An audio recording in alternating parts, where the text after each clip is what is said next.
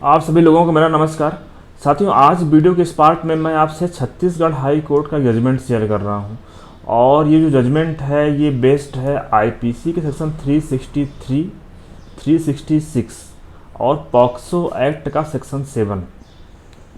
अब अगर मैं आपको एक आम भाषा में बताऊं कि ये जो जजमेंट है किसके ऊपर है, तो साथियों, अगर किसी केस में अगर कोई लड़की जिसकी उम्र 18 साल से कम है, वो माइनर है, तो अगर वो लड़की अपनी स्वेच्छा से अपना घर छोड़ करके, अपने माता पिता को छोड़ करके किसी दूसरे व्यक्ति के साथ, किसी लड़के के साथ रहने के लिए जा रही है और जो वहाँ पे जो लड़का है उसका कोई एक्टिव रोल नहीं है उस लड़की का अपहरण करने में, उस लड़की को माता पिता के संरक्षण से अलग करने में, तो वहाँ पे 363 का मुकदमा दर्ज नहीं होगा, वहाँ पे अपहरण का केस नहीं बनता है।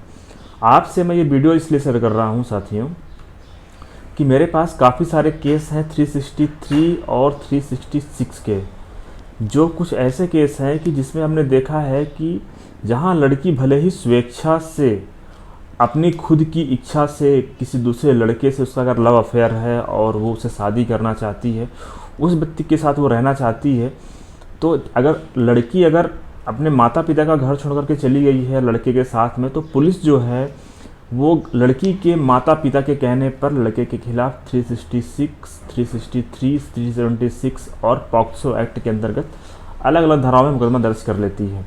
तो अगर इस तरह का कुछ मुकदमा है आपका भी, तो आप इस वीडियो को देखिएगा और मैं जिस जजमेंट का जिक्र कर रहा हूँ आप इस जजमेंट को पढ़िएगा। साथ ही जजमेंट मैं डिस्क्रिप्शन बॉक्स में इसका लिंक ऐड कर दूँगा, आप पढ़िएगा। और सबसे महत्वपूर्ण ये है कि जब कोर्ट ने जजमेंट को लिखा, ये जो जजमेंट है ये जस्टिस दीपक कुमार तिवारी साहब ने इसको डिलीवर किया है। जब उन्होंने जजमेंट को लिखा तो इस जजमेंट में उन्होंने एक 1965 में सुप्रीम कोर्ट का जजमेंट का जिक्र किया है, जो बहुत महत्वपूर्ण जजमेंट है। वो उस मायने में महत्वपूर्ण है कि अगर देखिए, आपको इस बात की जानकारी होगी कि जहाँ लड़की की उम्र 18 साल से कम है तो वहाँ पे लड़की की कंसेंट का कोई मतलब नहीं होता है। मतलब कि अगर लड़की 18 साल से कम है और अगर लड़की ऐसा कहती है कि मैं उस लड़के के साथ जाना चाहती हूँ, मेरी सहमति है, तो वहाँ पे उसकी सहमति का कोई मतलब नहीं होता है। इस कंडीशन में फिर क्या होता है, आरोपी के खिलाफ केस दर्ज कर दिया जाता है 363 के अंतर्गत, और अगर उसने शादी कर लिया है तो 366 के अंतर्गत भी धारा उसमें जोड़ दी जाती है।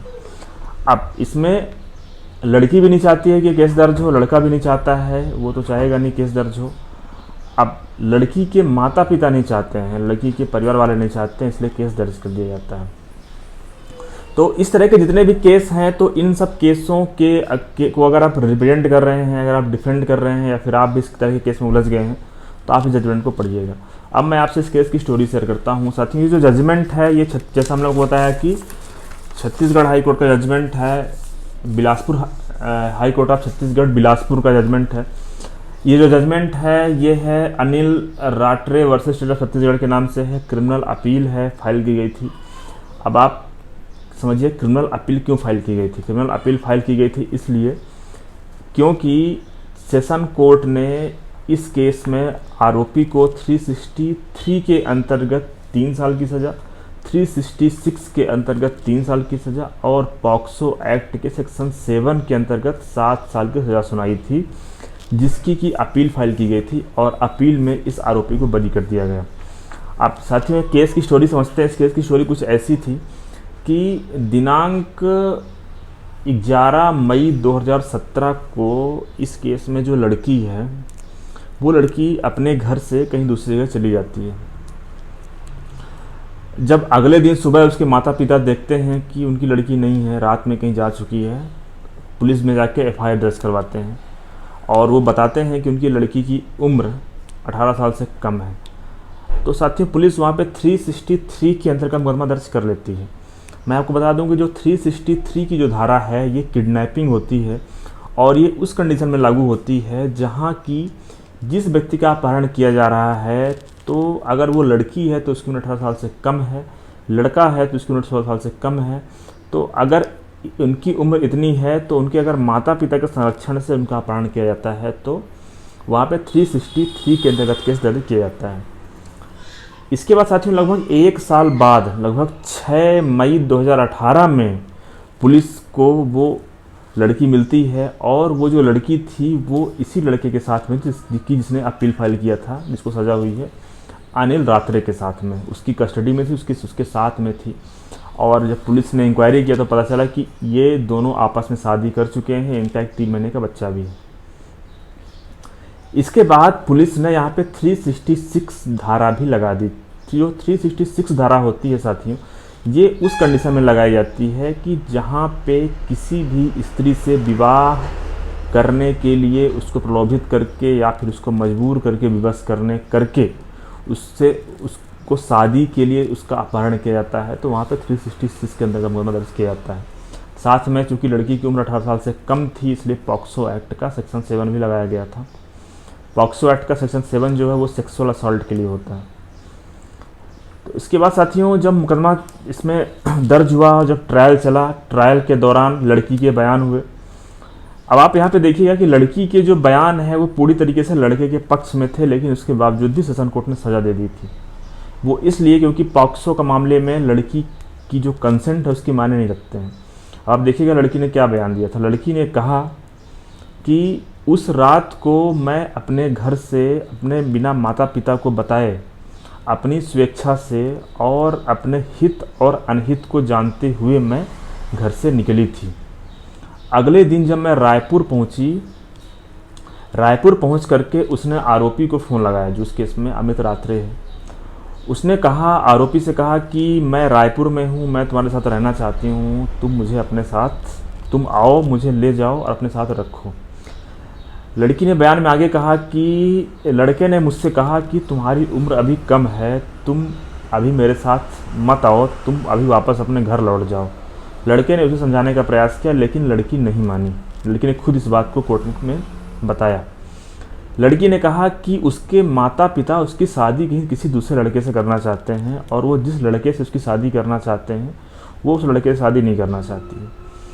इसलिए उसने आरोपी से कहा कि मैं तुम्हारे साथ ही रहूँगी और मैं तुमसे ही शादी करूँगी, और अगर तुम मुझे लेने नहीं आओगे रायपुर तो मैं सुसाइड कर लूँगी। इस पर लड़की ने आगे बयान में कहा कि लड़का मजबूर होकर के वो मेरे को आया, मुझे ले गया और फिर वो मुझे अपने साथ बेंगलोर में रखे रहा। इस प्रकार से लड़की के बयान थे। अब जैसा हमने आपको बताया कि लड़की के बयान उसके फेवर में होते हुए भी कोर्ट ने सज़ा दे दिया, क्योंकि पॉक्सो का मामला था, लड़की की उम्र कम है।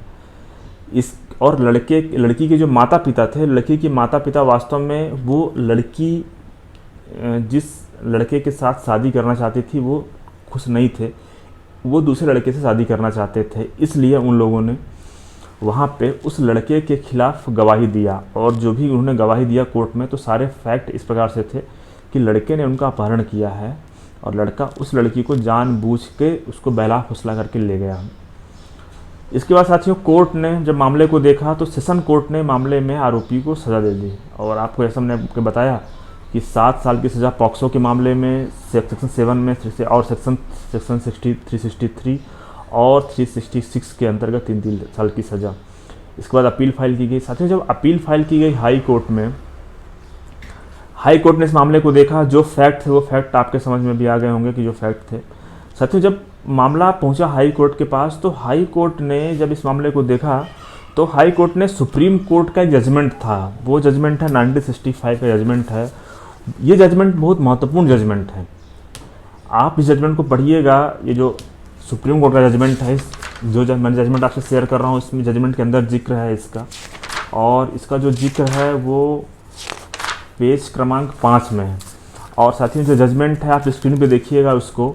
अगर मैं आपको जजमेंट का मतलब बताऊं तो साथियों इसमें जजमेंट में कोर्ट ने ये बताया है कि किसी भी व्यक्ति को का अपहरण करना, और दूसरा है कि वो व्यक्ति अगर अपने घर से भाग करके बाहर आ गया तो उसके साथ में उसको कंपनी देना, मतलब कि उसका साथ देना, दोनों अलग अलग चीज़ें हैं।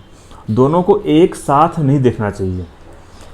जहाँ की जो लड़की है अगर अपने घर से भाग रही है, अपने घर से जा रही है कहीं दूसरी जगह पे, किसी दूसरे के साथ में रहना चाह रही है, और उसे ये पता है कि अपने माता पिता का घर त्याग रही है, उसका हित क्या होगा, अनहित क्या होगा, स्वेच्छा से जा रही है, जो आरोप जिस लड़के के साथ जा रही है उसका कोई दबाव नहीं है वहाँ पे, तो उस कंडीशन में 363 का मामला नहीं बनता है। 361 में बताया गया है कि व्यापारण क्या होता है और 363 में बताया गया है कि व्यापारण में क्या सज़ा होती है। तो इस प्रकार से कोर्ट ने साथ इसमें 361 के का जो मामला है वो नहीं बनेगा, कोर्ट ने ऐसा कहा। इसकी मैं कुछ लाइनें पढ़ता हूँ, आप स्क्रीन पर देखिएगा, इंपॉर्टेंट है वो। ये जजमेंट है S Varadarajan versus state of Madras AR 165 supreme court 1942। इसका पैराग्राफ 9 है, it must however be borne in mind that there is a distinction between taking and allowing a minor to accompany a person. The two expressions are not synonyms, though we would like to guard ourselves from laying down that in no conceivable circumstance can the two be regarded as meaning the same thing of the purpose of section 361 of the Indian Penal Code. We would limit ourselves to case like the present where the minor alleged to have been taken by the accused person left her father protection knowing and having capacity to know the full import and what she was doing voluntarily join the accused person। इस case में बताया गया साथियों कि जो minor है, जो पीड़ित है, वो अपनी स्वेच्छा से उसने घर छोड़ा है और उसके बाद उसको पता है कि वो क्या करने जा रही है और उसके बाद वो आरोपी के साथ गई है। तो उस कंडीशन में 361 का जो मामला है वो नहीं बनेगा। और इस प्रकार से इस जजमेंट का जिक्र करते हुए कोर्ट ने यहाँ पे इस मामले में आरोपी को बरी कर दिया।